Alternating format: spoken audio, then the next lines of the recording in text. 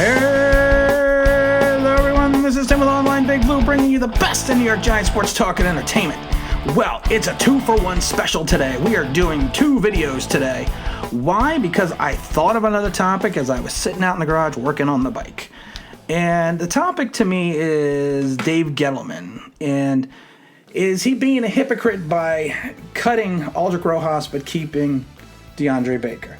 Now, I understand that Aldrich is a different situation. Like I said, he's a third-year kicker, and we signed him to a $3+ million contract, which is non-guaranteed, so it does not affect the salary cap in any situation. You know, we did think highly enough of him that we slapped a second-round tender on him during free agency, but there was not a 100% guarantee that he was going to make the team or he was going to be on the team, because of the fact that, he did have a rough rookie season. He had an all-pro year after that, and then he had a rough, third season. So there was no guarantee that he was going to be on the team either way. But the question is, you're cutting him because of the fact that he's in legal trouble in California, and, charged with 3 misdemeanors, and one of them being a DUI. Now, he's lucky he didn't get charged with a felony, because it's a felony charge in the state of California if you hit someone you hit someone with your car during a DUI situation and flee the scene, because that is a felony in the state of California. So, he was charged with 3 misdemeanors, and I'm not saying that DUI is not a victimless crime, because you can, as the person that's driving drunk, you have the potential of not only killing yourself but killing someone else on the road. And I actually had a friend who died because of a drunk driver. So I'm never saying that one of those people that sit there and say it's a victimless crime.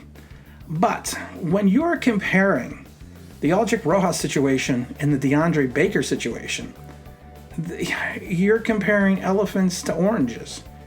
Deandre was charged with 4 felony robbery charges and a bunch of other charges on top of that, and then potentially they are looking in and investigating whether he was involved in bribery and witness tampering.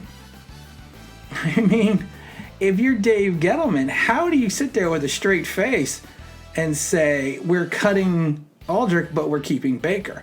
I know how you say it. You basically say, well, he's just a third-year kicker, and we can easily replace him. We sign the guy with the Jets. We'll see what happens with him. We'll probably bring in some people during training camp to compete with him. And Baker is a former first-round draft choice, which you traded up to get, or whom you traded up to get.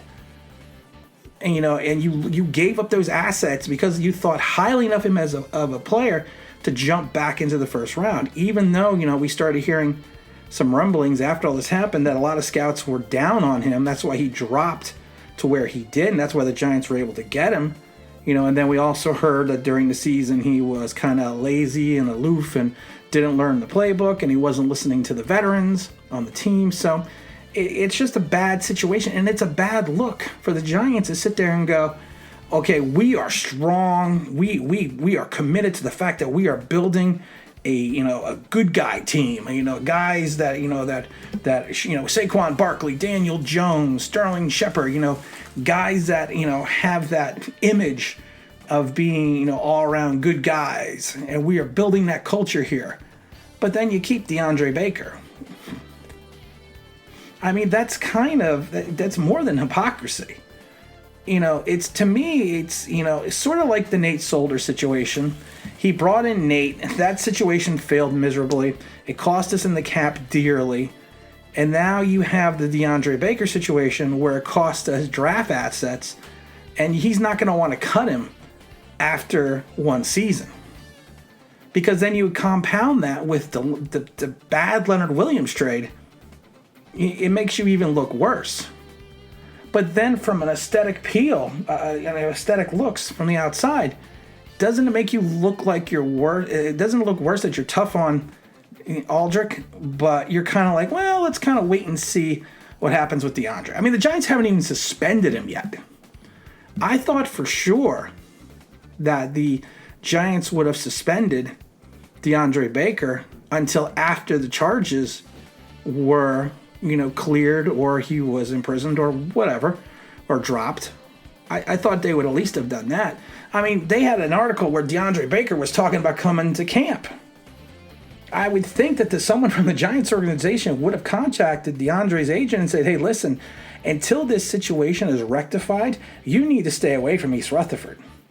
You can't come to camp. I mean, he was barred from the virtual workouts, but it's you kind of looking at that point, go, yeah, he was barred from the virtual workouts, but this guy is going to fly down to East Rutherford and come to camp. And I know some people are saying, well, maybe he's coming down to take his physical and, go do his coronavirus testing. But I wouldn't even have him do that. And then I have some people that I read and see on the articles that, well, this is all going to be dropped soon because his lawyer said so. His lawyers have been saying this is going to be dropped for months now, and every time he says that, something worse comes out. So you can't go by Deandre Baker's lawyer, because Deandre Baker's lawyer is paid to defend Deandre Baker. I mean, and I love it when they say, well, Broward County Sheriff's Office doesn't know if they're going to, prosecutor's office doesn't know if they're going to charge him. No, that information, again, came from Deandre Baker's lawyer. So we have no idea what's going on. And then if he was truly working with the FBI and the Sheriff's Department, reference to the bribery, they would never have filed charges against him and arrested him and then went and got a warrant to see his text messages and Instagram messages and everything else. They never would have done that. So, but again, I am not saying that he's innocent. I am not saying that he's guilty.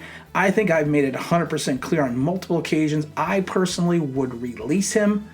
Oh, and I've been saying that since day one, only because I think you can't convince the fan base that you're trying to turn the organization around by trading such and such players, but then keeping Deandre Baker, and then you're going to share that you're going to put your tough guy, big boy pants on and say, we're getting Leonard Aldrich Rojas because we don't tolerate this.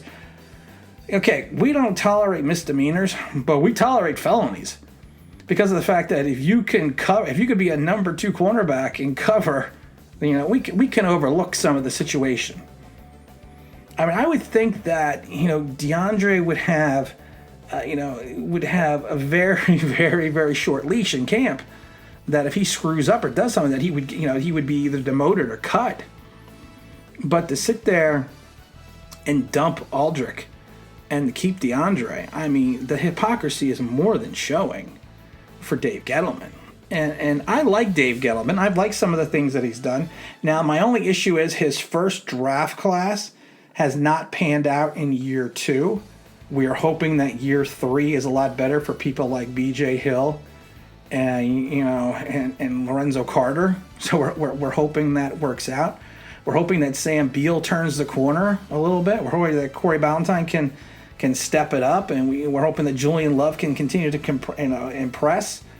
So we have to really see what his draft class is going to look like this year, because of the fact that if he has a bunch of busts from his first year draft class in the 2020 season, that's going to look bad. The DeAndre situation looks bad. The Solder situation looks bad. And the Leonard Williams situation looks bad. And plus the fact that you traded OBJ. And I know OBJ didn't want to be here, and I understand that. But his problems were nowhere as bad as multiple felony charges. Robbery with a gun, robbery with a firearm. I'm laughing at it. It's not funny.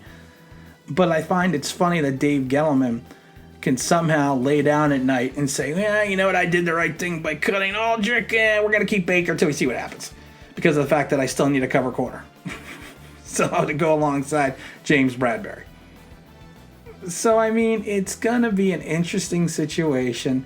I would feel better if the Giants came out with a statement and said, we are suspending DeAndre Baker until further notice for a contract detrimental to the team, and until his legal situation has rectified itself, that we are going to not allow him to participate in any team functions, including training camp or workouts or anything such as that.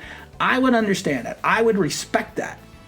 And then if you let the legal system process play out, and he is found innocent or the charges are dropped, I would more than have I would have any problem with the Giants welcoming him back into camp.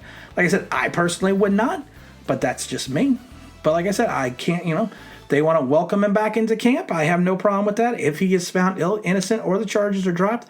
But as But Dave Gettleman cannot just sit there and look at me and tell me we're doing the right thing by cutting Aldrich, but we're doing the right thing also by keeping Deandre Baker. The difference is, like I said, Aldrich is a place kicker. Deandre is your number 2 starting cornerback. That is the only difference, that Dave Gettleman traded up to get him. So yes, Dave Gettleman's hypocrisy is showing. If you would like to drop us an email to give us anything, if you want us to do us a video or anything, or you just want to send me a message about any topic, and of course you can email us at onlineBigBlue@gmail.com. We've been really enjoying reading them lately. And also you can follow us on Twitter at OnlineBigBlue1. Of course, that's on Twitter. And again, this is Tim with Online Big Blue, bringing you the best in New York Giants sports talk and entertainment. And as always, if you can if you could subscribe, if you could ring that bell, I think you know what that means. That'd be awesome.